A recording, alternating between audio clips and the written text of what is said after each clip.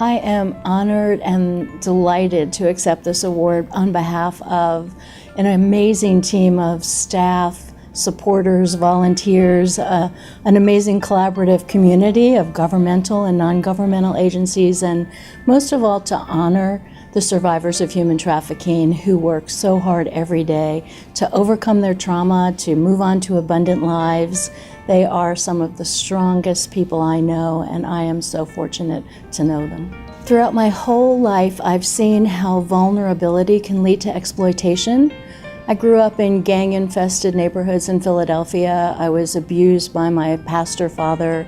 I worked with refugees streaming out of communist Eastern Europe and with 14-year-olds having babies right here in the projects in Nashville. And in my own troubled youth, just a couple of people took an interest in me, believed in me, gave me time and lifted me above the exploitation. And I want to be that kind of person for others. And then about 10 years ago, human trafficking came across my radar and I realized its scope internationally, but also here in my own backyard. And I was undone. There was no way I could know that was happening and not look for my piece in the puzzle. I am now a strong believer in the efficacy of deep regional work.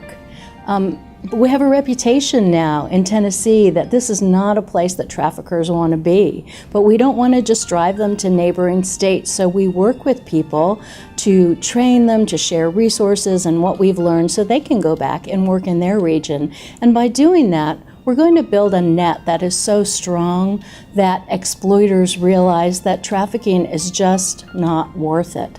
So I say dive in.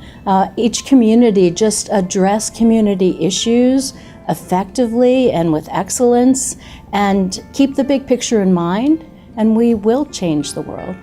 Don't wait for that big, exciting, world-changing thing to do.